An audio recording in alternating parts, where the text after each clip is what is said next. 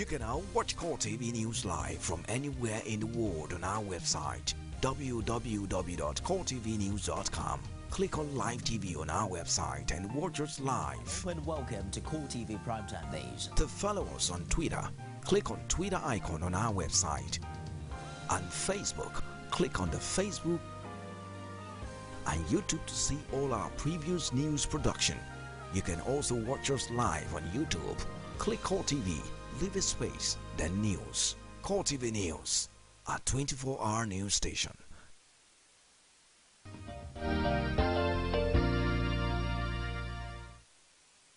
Thanks for joining us again. I have about 2 more papers to review this morning. The Guardian, the front page also shows a section of INEC's Electoral Institute warehouse that was gutted by fire. I believe that was yesterday in Abuja. The top story here, austerity, 30% pay slash for Jonathan, ministers, others. The writer here, President lacks power to effect reduction. You get details of that on the front page, and it continues on page 2 of The Guardian. We support rebuilding of Chibok schools, says parents. Scientists perform world's first successful male organ transplant. You get details on the front page. It continues on page 2. I will check the Vanguard very quickly this morning. Interim government will have evidence against Jonathan, says Fayemi. The writers here says Tinubu was invited to be part of it. Fayose, an embarrassment, says Kwankwaso. North should beware of Tinubu, says Fayose. And other stories here, INEC warehouse on fire, Lekki Bank robbery. We know the robbers, says the police. Sounds like what the Chief of Army Staff said at the time, that we know where the Chibokers are. But we can't go get them. You get details of that on page 9 if you care to check. Election fever drags down foreign investment inflow. That's on page 8. And dollars for monarchs. APC also guilty, says PDP. So it's not just PDP that doles out the money. APC also does. But I want to find details of that interesting story on page 58 of the Vanguard. I'm joined now by public affairs analyst Achike Chude. Good morning and thank you for finding time to join us. It's a pleasure. Let's start from these counter-controversial statements between the 2 top political parties. This time around, the APC is talking about an interim government. We have evidence against Jonathan. The last time Mr. President had, I believe it was a presidential chart, he talked about the fact that there is no even constitutional provision for an interim government. Should this be what we're talking about at this time? Let's just say that politicians are guilty of doublespeak. In fact, I think there's a common balance for that, speaking from both sides of the mouth. You know, and Nigerian politicians have become masters of that. Not just Nigerian politicians, politicians in the advanced democracies of the world. You know, you say one thing, you do another thing. But I think Nigerians have learned from time to not just listen to what they say, but to watch their actions and their body language very carefully. The president has said that the interim government is an illegality, it's unconstitutional. But he said something the day he was talking about it, that it can never be allowed, except perhaps through a military intervention. But he was also careful to talk about the unpopularity and the unconstitutionality of a military intervention in the polity. But he did say that the only way interim governments can, you know, come about is maybe when you have a military intervention. But in this country, we have seen instances where, for instance, during the third term bid by former President Olusegun Obasanjo, Femi Fani-Kayode now, who is now a major participant in this electoral process on behalf of the PDP, then was spokesman for Obasanjo. And he kept on telling Nigerians that Obasanjo will never, you know, carry out an illegality against the Nigerian constitution because a third-term agenda was illegal, you know, and unconstitutional. But what were they doing? Even as he was saying so, they were tinkering with the constitution. They were trying to tinker with it in such a way that would allow Obasanjo to be able to contest, you know, to go for a third term.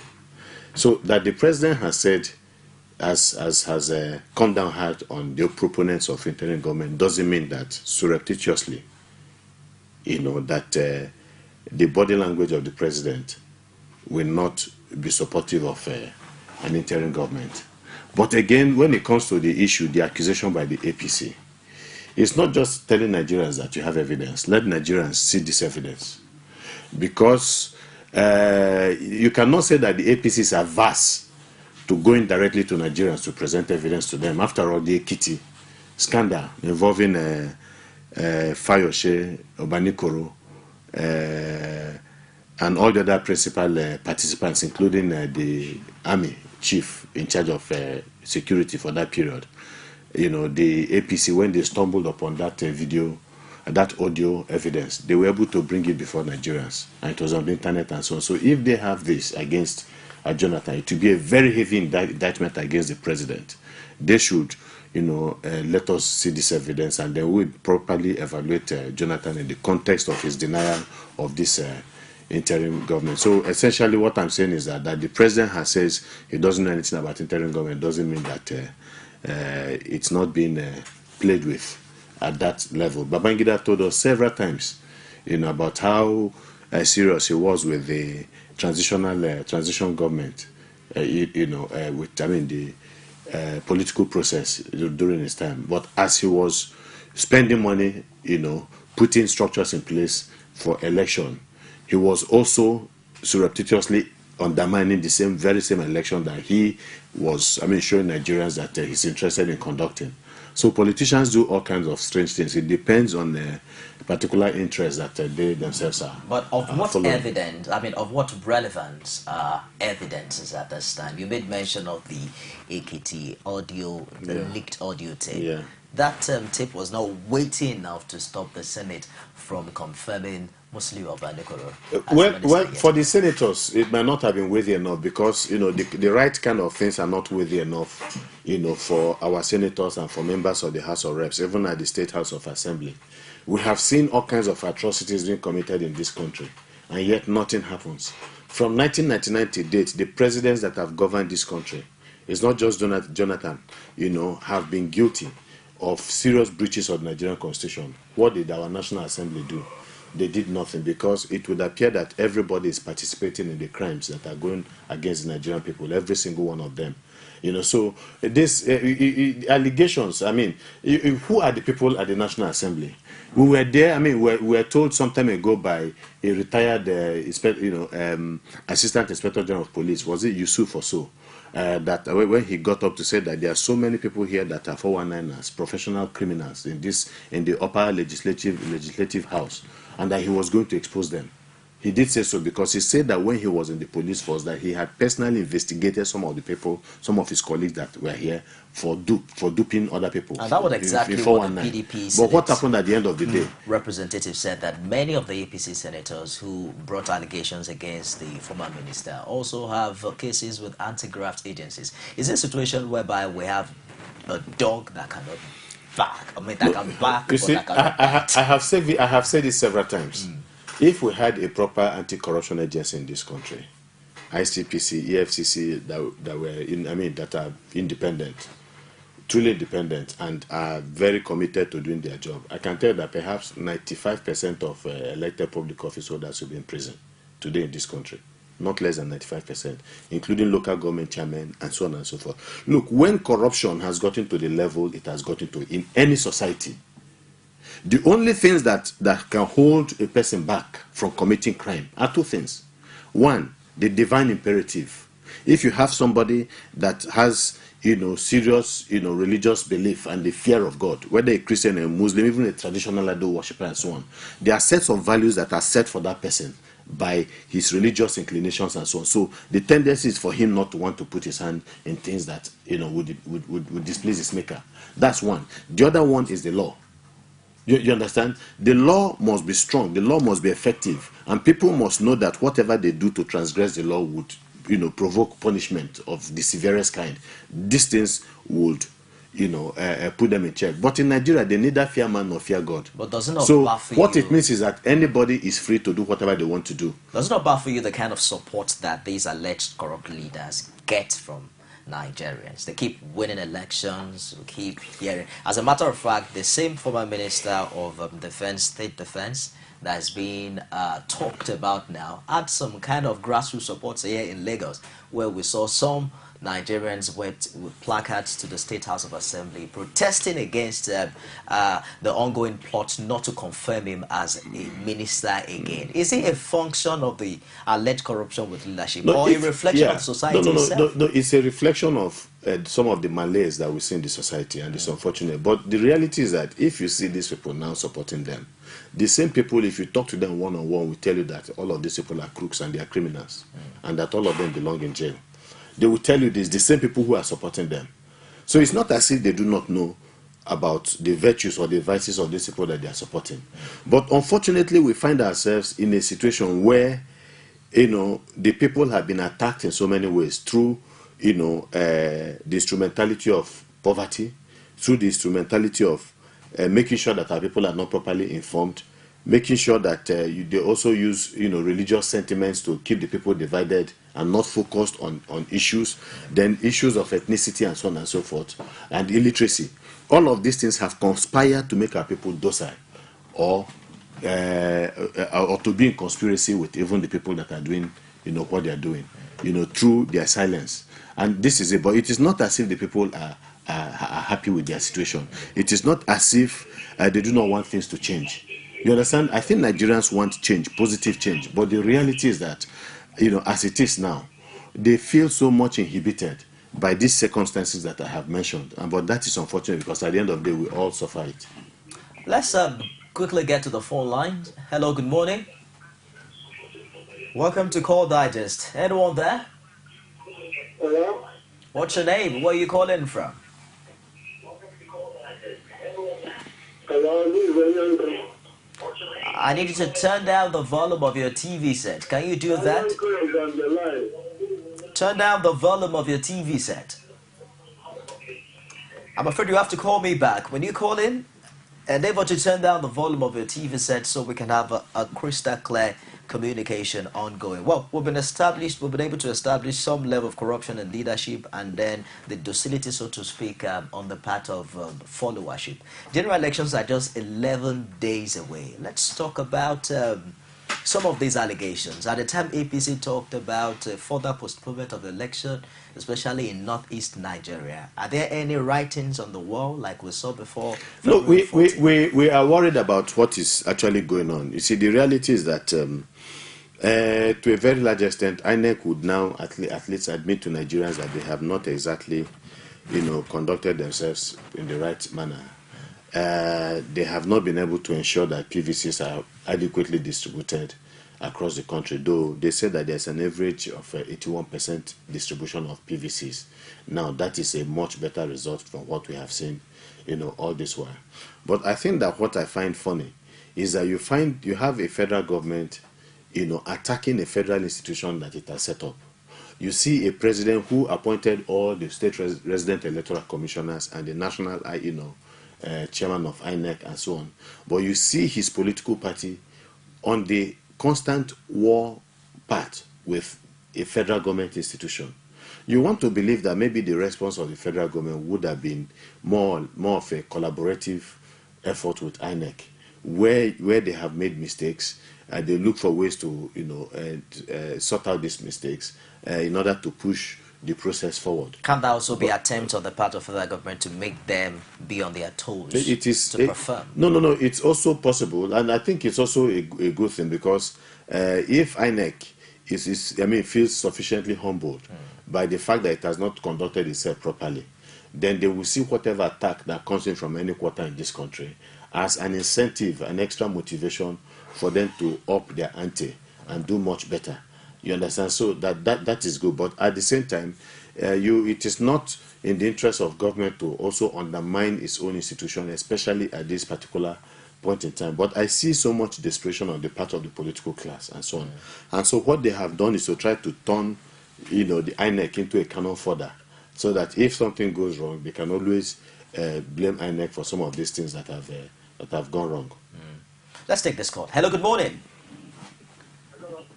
Yeah, what's your name? Where are you calling from? My name is Muliaga. I'm calling from From Port Harcourt. Can you speak louder than that? I can hardly hear you. Can you hear me now? Very well. What's your name? Yes, my name is Mudiaga Bigiri. I'm calling from Port Harcourt, South Nigeria. All right, go ahead with your contribution. Yes, my contribution is the APC, so-called APC people are talking about. What is APC manifesto? We don't know their manifestos. They need to address Nigeria to tell us their manifesto, their changes that they want to make. It's all right. That's my contribution. Thank you. I think it's a good. Well, I think it's a good contribution. The reality is that if at this particular point in time, some people are saying that they do not know the APC manifesto, then do they know the PDP manifesto? And so it is incumbent on the party, on the APC and the other political parties to try to get across, their manifesto and their programs of action if they get into power to some of these people who do not know. You understand? Because, people are talking about issue-based politics. Yeah. And so I want to believe that perhaps that is also what the man is talking about. But APC has been making all kinds of statements too about what they are going to do and what they will not do and the rest. Same with the PDP. And I think from some of these statements in the past, you should be able to have an idea of some of the things they've been saying. Let's take this call. Hello, good morning. Good morning. Yeah, what's your name? Where are you calling from? Good morning, my dear. Go ahead, please. What's your name? Calling from Port Harcourt. Please go ahead with your contribution. My contribution there now is this. APC people, they are always making noise up and down. This, I'm with you. I'm afraid we lost that. Please endeavor to call us back. When you do, turn down the volume of your TV. I'm wondering how your votes will not be void if you can't simply just turn down the volume of your TV set. I'm wondering how you're going to vote right on election day. When you're calling in, turn down, mute your TV, and let's hear you clearly. But let's touch on the preparedness of INEC ahead this election. I saw you in one of our news reports last week about being an advocate for the use of the card readers. But how do we justify the use of these card readers if it's only recorded 59% during the mock accreditation process, especially for the objective of ensuring that the person who came with the card can also be certified by what they call the biometric examination on election day? Well, I think that when we are talking about the 59%, I think they were talking about that 59% with regards to fingerprints. Exactly. You understand? And I know that 59% is worrisome, but the reality is that is something anybody can do something about. And again, people were saying that, look, if your fingers are smudged, the tendency is that the card reader might not be able to pick your fingerprints. So what you do is that if you're coming to election, you just get your fingers cleaned, since you know that is going to be a major requirement for verification of your identity. You understand? So if you're a mechanic, if you're a bricklayer, penebit and so on, a farmer, somebody who is used to getting his hands dirty and so on, you know automatically, because the machines are sensitive, they will pick up these things. If you have anything that disfigures your fingerprints at that particular point in time, you might not read. So that is a deficiency that can be sorted out only when we do something simple, as simple as getting our hands, our fingers cleaned and so on. Now, somebody told me, I think it was a journalist who was on ground somewhere around the Archbishop Bini when they were doing this, mock exercise. He said, a particular candidate, governorship, somebody who had run, for the primaries of one of the parties, but didn't scale through, came in to also do his registration.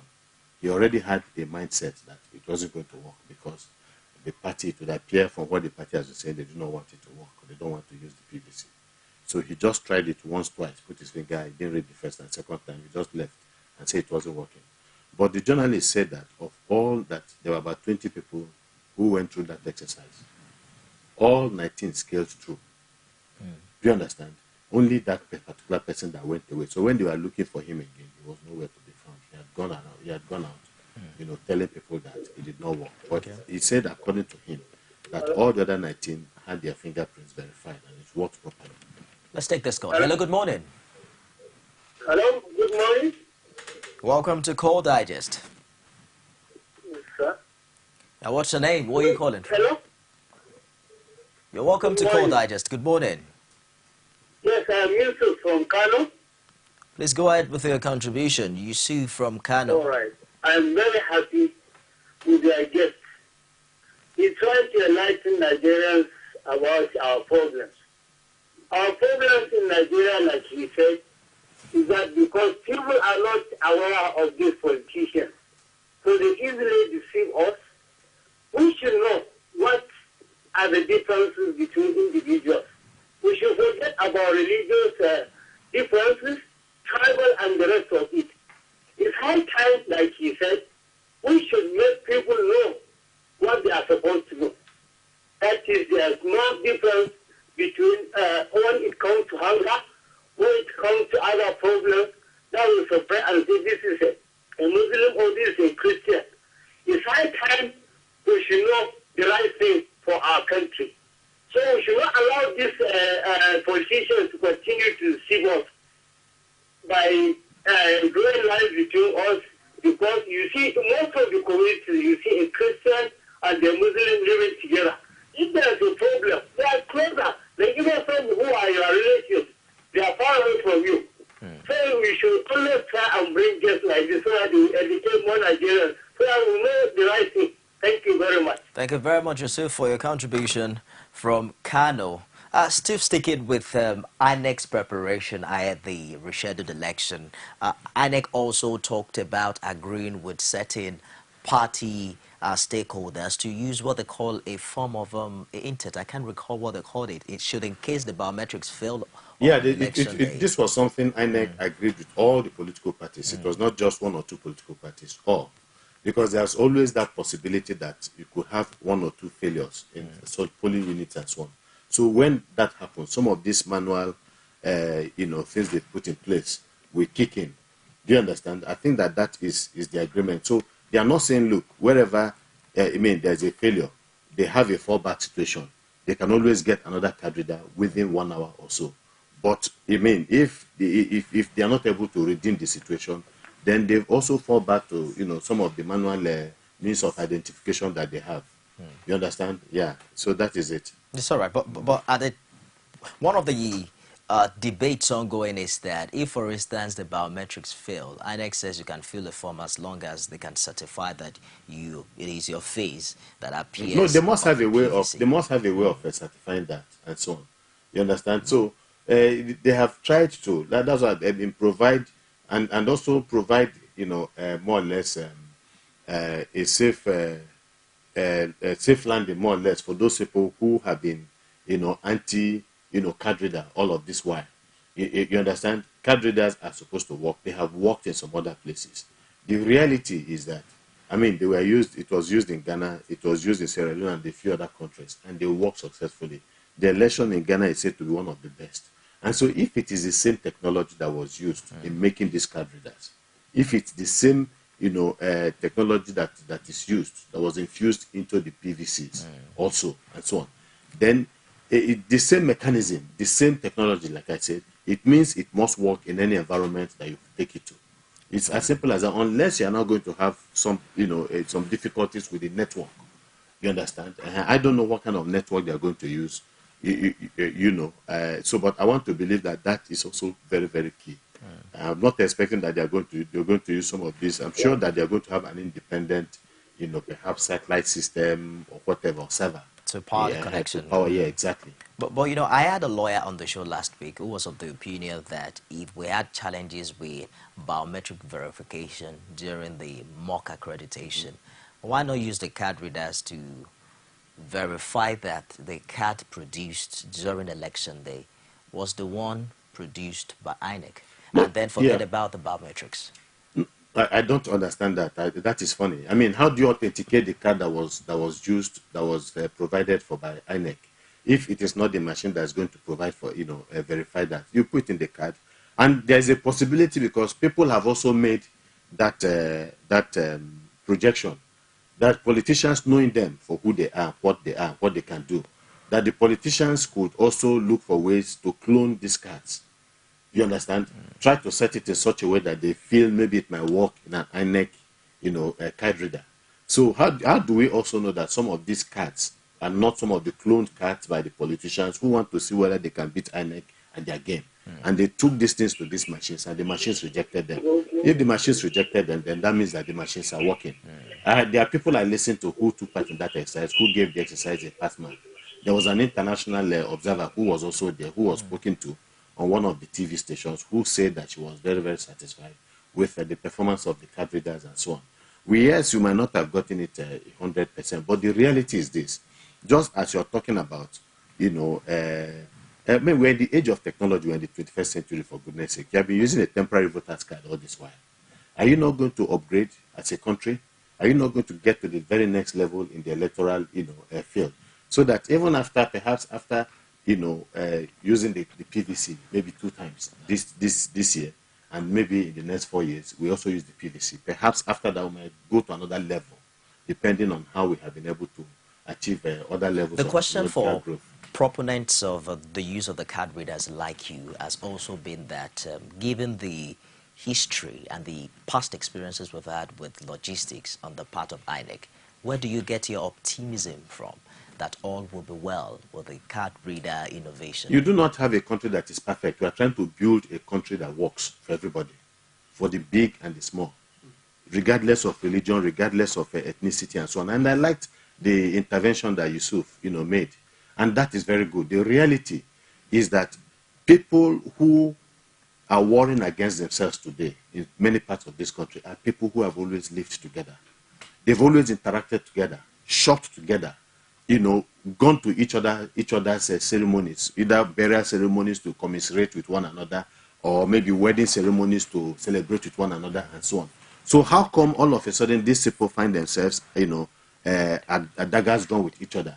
The reality is that there are few people in this country for purely political reasons, which have as their motivation economic interest, are the people promoting some of this strife among people who have always lived together with one another. I see. And so I like what he said, that we must begin to resist some of these things that turn us to demons and monsters, when it comes to the kind of, relating with one another.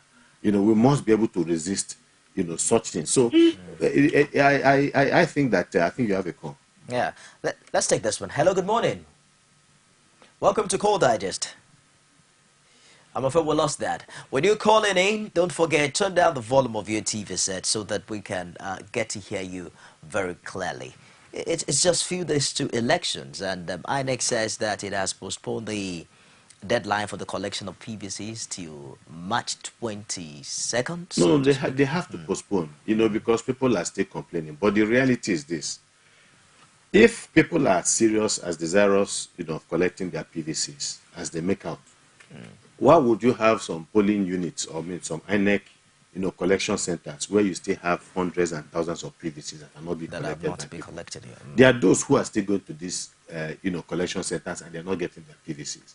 But there are PVCs that will never even be collected even after the election. They might not be collected. Because, it's not just that the PVCs are not there, but there are some PVCs that are on ground that people are not collecting. So we must also factor some of these things in. From your interaction with people, how, apart from, my last guest talked about interest, that the interest for the Nigerian people as regards this election is high. But do you see that interest translating into higher participation, active participation in this process? Let me put it this way. Some people will tell you that we're between the devil and the deep blue sea. That neither the APC nor the PDP will best actualize their dreams and ambition for this country. But they find themselves in a situation where they have to now choose between two evils. Some of them look at it this way. The better devil. But not all of them look at them as evils. Some of them see the PDP as a good party. Some see the APC as a better party. Some do not believe that either of these two political parties can deliver. But the reality is that today we are faced with two formidable political parties, and we have to make a choice between these two. So the question you have to ask yourself is, yes, these parties might not have all the best ingredients when it comes to actually transforming, making this country better, or changing Nigeria. But we must look for one that is less evil than the other one that has a greater motivation or propensity to want to do good for Nigeria. Do you understand? In spite of inhibitions, and that people must make a choice between these two. I think that is what the whole thing essentially is all about. We must make a choice between this one or this one, as it is now, until perhaps a more viable thought force is built that has its root in the Nigerian people. Or until that one, comes on board, we just have to make do with what we have. So that even ultimately at the end of the day, by the time they get to power, Nigerians must be sufficiently enlightened enough. Civil society groups must work much harder to mobilize Nigerians around core issues of governance.